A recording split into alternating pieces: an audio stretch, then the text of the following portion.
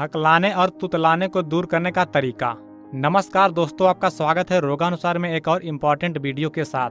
दोस्तों, बोलते समय सही शब्द का इस्तेमाल करना कभी कभी एक मुश्किल काम बन जाता है, लेकिन क्या आप या आपका कोई मित्र दुनिया के 7 लाख हकलाने वाले लोगों में से एक है? हकलाना कोई बीमारी नहीं है, लेकिन फिर भी यह एक ऐसी असाधारण और दुर्बल समस्या है जिसका प्रभाव किसी व्यक्ति के हर एक दिन पर पड़ता है। लेकिन इसके बावजूद हकलाने की समस्या को किसी भी उम्र में पूरी तरह से ठीक किया जा सकता है। बस जरूरत है तो कुछ आसान उपायों को अपनी जिंदगी में अपनाने की और बिना रुके लगातार रोजाना प्रयास करते रहने की। आखिर हकलाने की शुरुआत होती कैसे है और क्यों एक व्यक्ति इसे अपनी आदत बना लेता है? कई लोगों को लगता है कि हकलाने की आदत ज्यादा सोचने, चिंता करने या ज्यादा घबराने की वजह से शुरू होती है, लेकिन यह बात पूरी तरह से सच नहीं है।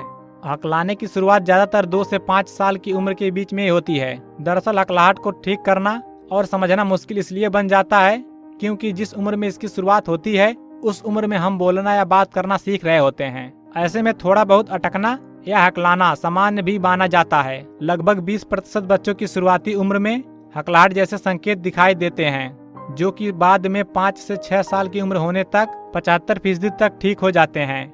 हालांकि हकलाने की आदत शर्म, चिंता या घबराहट की वजह से शुरू नहीं होती है, लेकिन यह चीजें इस आदत को और भी ज्यादा बढ़ा देती हैं, जिसकी वजह से लंबे समय तक इसे ठीक करने में काफी मुश्किलों का सामना करना पड़ता है। मतलब कि पहले आप हकलाते हो, जिसकी वजह से आपको स्ट्रेस होता है और आपकी नर्वसनेस बढ़ती है, और फिर इस स्ट्रेस की वजह से आप और ज्यादा हकलाने लगते हैं। दोस्तों, वीडियो को लाइक करना ना भूलें, और इससे हमारा कोई बेनिफिट्स नहीं होता है, बस हमारा मोटिवेशन अप हो जाता है। और अगर आप हमारी वीडियो को लाइक करते हैं, पसंद करते हैं, साथ में चैनल को सब्सक्राइब कर दें और बेल आइकन को दबाने के साथ ही ऑल नोटिफिकेशन का ऑप्शन दिखेगा, उसे दबाना बिल्कुल भी ना भूलें, क्योंकि जब भी मैं नई वीडियो अपलोड करूं तो उसकी नोटिफिकेशन आपको आपके मोबाइल पर मिल जाए।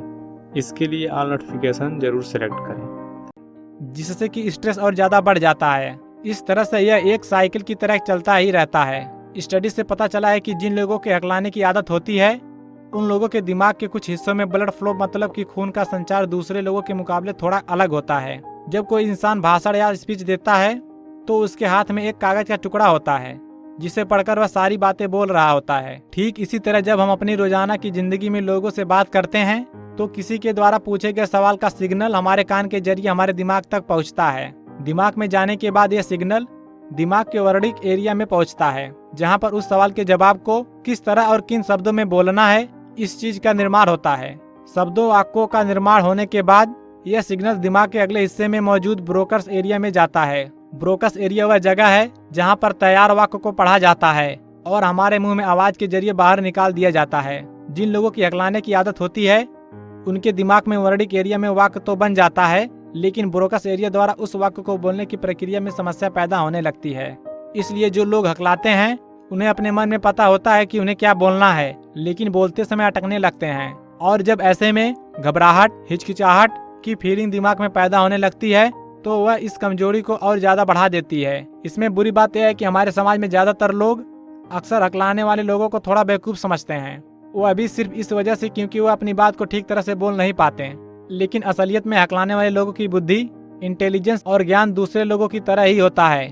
अब इसमें खुशी की बात यह है कि हकलाहट की इस आदत को आसानी से ठीक भी किया जा सकता है, जिसके लिए आज हम आपको ऐसे उपाय या टिप्स बताएंगे जिन्हें फॉलो करके आप कम समय में हकलाने की समस्या से हमेशा के लिए छुटकारा पा सकेंगे और बोलते समय बिना अटके सभी बातों को आसानी से बोल पाएंगे। दोस्तों, इसमें सबसे पहले हम जानेंगे कुछ खाए जाने वाले नुस्खों के बारे में, और फिर हम बात करेंगे कुछ आसान एक्सरसाइज, टेक्निक और योग के बारे में। आइए जानते हुए कौन सी चीजें हैं जिनका सेवन करने से हकलाने की समस्या में सुधार आता है। कच्चा आंवला। कच्चा आंवला न सिर्फ हमारे दिमाग या शरीर के सेहत के लिए अच्छा होता है, बल्कि ये हमारे जीभ के टिश्यूज के लिए भी काफी फायदेमंद होता है। इसका रोजाना सेवन करने से यह हमारे नर्वस सिस्टम को इम्प्रूव करता है और साथ ही हमारे सोचने, समझने और बोलने की क्षमता को भी बढ़ाता है। रोजाना सुबह नाश्ते या दिन के खाने के बाद एक कच्चे आंवले का सेवन जरूर करें। इसका स्वाद अच्छा बनाने के लिए आप चाहें तो एक आंवले को 4 हिस्सों में काटकर उसे रात भर नमक के पानी में भिगो कर रख दें। ऐसा करने से अगले दिन तक आंवला नरम भी हो जाता है और खाने में भी इसका स्वाद अच्छा लगता है। ताजे आंवले की जगह आंवले के जूस या फिर सूखे आंवले का भी सेवन किया जा सकता है, लेकिन इनका असर कच्चे आंवले के मुकाबले थोड़ा धीरे धीरे होता है। इसके अलावा काली मिर्च भी हकलाहट की समस्या में काफी फायदेमंद होती है। रोजाना एक बार 1 चम्मच बटर या फिर देसी घी में 1 चुटकी काली मिर्च पाउडर मिलाकर इसका सेवन जरूर करें। इससे बोलते समय अटकने की समस्या में काफी जल्दी सुधार आने लगता है। सांस लेने का तरीका। हकलाने की आदत को ठीक करने के लिए सांस लेने का तरीका सबसे ज्यादा असरदार होता है। इसका असर आपको पहले सप्ताह में ही दिखना शुरू हो जाएगा। सामान्यतः लोग किसी शब्द को बोलते समय 3 तरह से हकलाते हैं। पहला, जब किसी शब्द की शुरुआत में ही हकलाना या पहले लेटर पर ही अटक जाना। दूसरा, जब शब्द के बीच वाले हिस्से पर अटकना। और तीसरा, किसी शब्द को खत्म करते समय हकलाना शुरू कर देना। इन तीनों तरह की स्थिति में ही सांस लेने के तरीके के जरिए सुधार लाया जा सकता है। इसके लिए हर वाक्य को बोलने से पहले एक गहरी सांस लें। अब उस पूरे वाक्य को अपने मन में अच्छे तरीके से सोच लें और फिर उस वाक्य को थोड़ा जोर से तेज आवाज में बोलें। हर वाक्य को बोलने से पहले गहरी सांस लेने की इस प्रक्रिया को रोजाना 1 घंटे के लिए प्रैक्टिस करें और ज्यादा से ज्यादा उन शब्दों का इस्तेमाल करें जिनको बोलते समय आपको ज्यादा समस्या होती है। धीरे धीरे आप देखेंगे कि जिन शब्दों को बोलते समय आप पहले हकलाया करते थे, उन्हें धीरे धीरे आप बिना अटके आसानी से बोल पाएंगे। सांस लेने की इस प्रक्रिया को आप अपने घर के लोगों के साथ या अपने दोस्तों के बीच में भी इस्तेमाल कर सकते हैं। शुरू में हो सकता है कि हर वाक्य से पहले गहरी सांस लेने की वजह से आपको अपनी पूरी बात कहने में ज्यादा समय लें, लेकिन धीरे धीरे आपके बोलने की गति में सुधार आ जाएगा। कई लोग अपने हकलाने की आदत से इतना परेशान हो जाते हैं कि वह लोगों से कम बात करना पसंद करते हैं। कम बात करने से बोलने का मौका भी कम मिलता है, जिसके चलते हकलाने की आदत हमेशा वैसी की वैसी ही रह जाती है। इसलिए ज्यादा से ज्यादा बोलने की कोशिश करें और जिन शब्दों को बोलने में आपको मुश्किल होती है उन शब्दों का बार बार अभ्यास करें। अगर आपको किसी दूसरे व्यक्ति के सामने बोलने या बात करने में हिचकिचाहट होती है तो पहले थोड़े समय अकेले में अभ्यास करें। इसके लिए अपनी आवाज को मोबाइल में रिकॉर्ड करते हुए न्यूज़पेपर पढ़ना या किताब को पढ़ना सबसे अच्छा तरीका माना जाता है। रोजाना सुबह उठने के बाद या रात को सोने से पहले अपने मोबाइल में वॉइस रिकॉर्ड ऑन करके अपनी पसंद की किसी किताब या अखबार को पढ़ते हुए अपनी आवाज को रिकॉर्ड कर लें। पढ़ते समय अगर आप बीच बीच में किसी शब्द का हकलाना शुरू कर देते हैं तो उस शब्द को पेन से मार्क कर लें और बाद में रिकॉर्डिंग सुनते समय उस शब्द पर ज्यादा गौर फरमाएं। जहाँ जहाँ भी आप अटकते हैं उस शब्द का दोबारा गहरी सांस लेकर जोर से या फिर धीमी आवाज में बोलने की कोशिश करें। अगर आप उस शब्द को बिना अटके हुए बोलने में सफल हो जाते हैं तो फिर पूरे वाक्य को दोबारा बोलकर मोबाइल में रिकॉर्ड कर लें और फिर 2 से 3 बार सुनकर अपने दिमाग में उस शब्द को बोलने के सही तरीके को याद रखें। इस तरह से हम अपने दिमाग को उस शब्द के सही उच्चारण के तरीके का सिखा देते हैं, जिससे कि धीरे धीरे हमारे अटकने की आदत में सुधार आ जाता है और फिर हम दूसरों से बात करते हुए भी पहले से मुकाबले कम हकलाते हैं। यह तरीका बड़े बड़े स्पीच थेरेपी सिखाने वाली कंपनियों द्वारा अपनाई जाने वाली कुछ बहुत असरदार तरकीबों में से एक है, जिसको रोजाना करने से मात्र 3 से 4 दिनों में ही आपके बोलचाल में काफी सुधार आ सकता है। अक्सर यह देखा गया है कि कई लोग बात करते समय हर वक्त इतना नहीं हकलाते, बल्कि विशेष मौके पर यह ज्यादा हकलाना शुरू कर देते हैं। उदाहरण के लिए, जब आपको किसी व्यक्ति को कोई बात समझाना हो या एक्सप्लेन करना हो या किसी सीनियर पर्सनालिटी या बहुत सारे लोगों के बीच में स्पीच का प्रेजेंटेशन देना हो, किसी नए इंसान पे मिलने पर या कोई ऐसी सिचुएशन जिसकी वजह से आपको बहुत ज्यादा गुस्सा, शर्म, घबराहट और दुख का एहसास हो, ऐसी स्थिति में अक्सर लोग सामान्य से ज्यादा हकलाना शुरू कर देते हैं। अगर आपके साथ भी ऐसा होता है तो आपको इस बात को समझना बहुत जरूरी है कि यह आपके अंदर की कमजोरी नहीं, बल्कि यह सिर्फ और सिर्फ आपके दिमाग की वजह से हो रहा है। ऐसा होने की वजह से उस पार्टिकुलर सिचुएशन में परेशान होने की जगह शांति से अपनी बात को धीरे धीरे लोगों के सामने रखें, क्योंकि कई बार जल्दी या घबराहट में बोलने की वजह से भी हकलाना शुरू हो जाता है और हमारा कॉन्फिडेंस, आत्मविश्वास कम हो जाता है। सांस लेने के तरीके और खुद का ऑडियो रिकॉर्ड करके सुनने से आपको शब्दों को बोलने की काफी अच्छी प्रैक्टिस तो होगी ही, साथ ही अंदर से धीरे धीरे आत्मविश्वास भी बढ़ता जाएगा। लेकिन अपने आत्मविश्वास को तेजी से बढ़ाने के लिए सबसे जरूरी है कि आप इसे जरूर करें।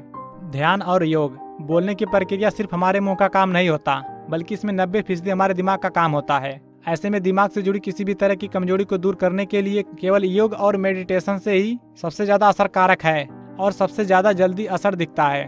बोलने में किसी भी तरह की परेशानी आने या हकलाहट को दूर करने के लिए कुछ विशेष प्रकार के प्राणायाम होते हैं, जिसका सीधा असर हमारे बोलने और सोचने की शक्ति पर होता है, जैसे कि उज्जाई प्राणायाम, भ्रामरी प्राणायाम।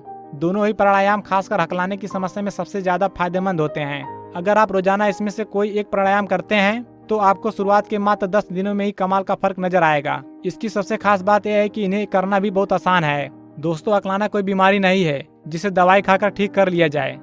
इसे ठीक करने के लिए लगातार प्रयास करने और अच्छे आत्मविश्वास का सबसे ज्यादा जरूरत होती है।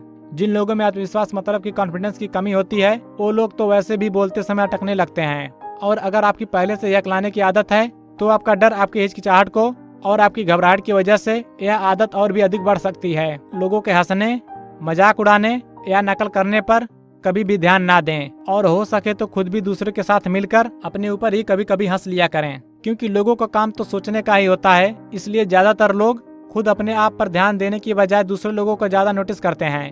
किसी के पहनावे का मजाक, किसी के काले रंग का मजाक, किसी के मोटे या पतले होने का मजाक, तो किसी के हकले होने का मजाक। अगर आप ध्यान दें तो हमारे चारों ओर कुछ न कुछ ऐसा चलता ही रहता है जिसको हमें नजरअंदाज करते हुए अपना पूरा ध्यान अपने आप को सुधारने में लगाना चाहिए। कभी भी ऐसा ना सोचे कि आप एक हकलाने वाले व्यक्ति हैं और आप उस भ्रम में हकलाते ही रहेंगे। हमेशा ये सोचे कि मुझ में एक छोटी सी कमी है जिसे मैं बड़ी आसानी से ठीक कर लूंगा, चाहे कोई भी कितना मजाक उड़ाए। फिर भी ज्यादा से ज्यादा लोगों से बात करें ताकि देखते देखते आपकी ये समस्या अपने आप ही ठीक हो जाए। अपने दिमाग को हमेशा शांत रखें और जिंदगी में कभी भी अपने आप को दूसरों से कम न समझें। इसी के साथ उम्मीद करता हूँ दोस्तों कि आज की यह वीडियो आपके जीवन में बहुत ही कारगर सिद्ध होगी। धन्यवाद।